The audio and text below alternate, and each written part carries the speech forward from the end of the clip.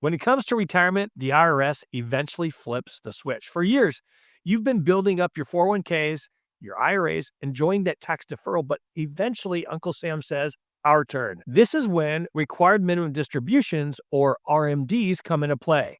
And if you are not ready, you can have major tax headaches, push you into higher Medicare premiums, and eat away at the legacy you plan to leave your family. Hi, I'm Scott Grosskreutz, president of SG Financial. I work with families every day to help them retire with clarity and confidence. And today, I want to walk you through everything you need to know about RMDs in 2025, what they are, how they work, and the new Secure Act changes, the hidden traps, and the strategies to turn them from a liability to an opportunity. So when do RMDs start? Well, it's changed over the years.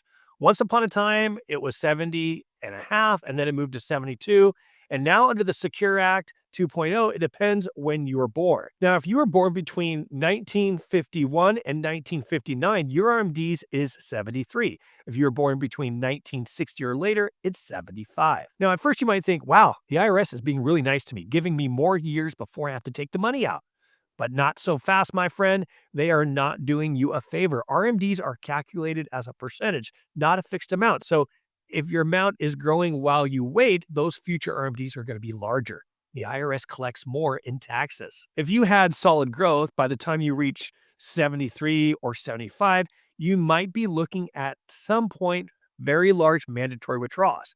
That is why planning in your 60s is so important for you. So how does the IRS figure out your RMDs? Well, they look at your account balance as of December 31st of the prior year. Then they divide that number by your life expectancy factor from the IRS Uniform Lifetime Table. That number is your RMDs for the year. Let's say you turned 73 this year and your IRA balance at the end of last year was $500,000. The divisor at age 73 is 26.5. So 500,000 divided by 26.5 equals about $18,870. That is your minimum that you must take out. Each year, the divisor shrinks as your age goes up, which means your percentage grows. At 73, it's about 3.8%. By 80, it's close to 5%. By 85, it's over 6%. And the older you get, the larger required distribution. And here's the catch. If you do not take your RMDs, the penalty used to be 50%. Secure Act 2.0 reduced it, but it's still steep, 25% of what you failed to withdraw. If you catch and correct it quickly, it can drop to 10%. Still, that's a mistake that you don't want to make for your retirement. Now, how are RMDs taxed? Every dollar comes out as ordinary income. It's taxed right on the top of your Social Security, your pensions, your dividends, rental income, everything else. That can really push you into a higher tax bracket and trigger IRMAA surcharges for your Medicare premiums. So do not look at RMDs in an isolated fashion. Look at how they really combine to your other income. So which accounts do RMDs apply to? Pretty much all the pre-tax retirement accounts, traditional IRAs, SEP IRAs, simple IRAs, 401ks, 403bs, 457 plans, and yes, even TSPs for federal employees. One big change in 2024 occurred where Roth 401ks and Roth 403bs are no longer required for RMDs. This is one less headache you don't have to worry about. But rolling those funds into a Roth IRA still gives you the most flexibility. But here's something that most people get really confused about. If you have multiple IRAs, remember, you don't have to take an RMD from each of those separately. Remember what I said earlier? You can add up the total amount you owe and take it all out of one if you like to do that. So if you have an IRA with Fidelity, another one with Charles Schwab, another one with Empower, whatever you do, you can take it out of one if it provides you more flexibility and works for your financial plan. But that only works with IRAs, 401ks, 403bs, and TSPs. You have to take the R&D separately from each plan. Now, let's talk about inherited IRAs. This is where things get a little bit more tricky. If you have a spouse and you inherit an IRA, you can roll it into your own account and follow the normal 73 or 75 rules.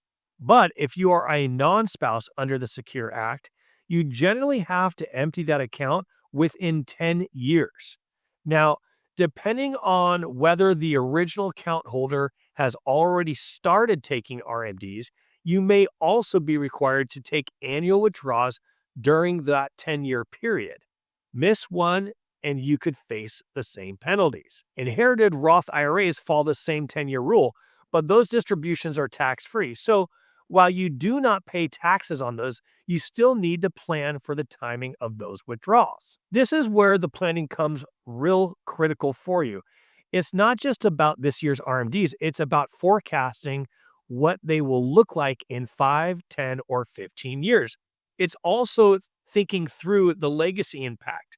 Let me share a real story. A client of mine referred me to a friend, a very successful tech executive. His father passed away and left him a large IRA. Sounds like a blessing, right? But here's the problem. This executive was already in their peak earning years. Over the last 4 years, the inherited RMDs pushed him up into 2 accelerated tax brackets.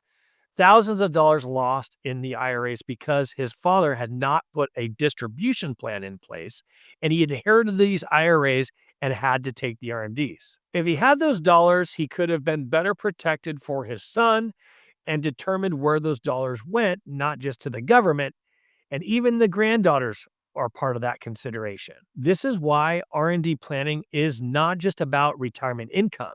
It's also about protecting your family and the legacy which you need to gift.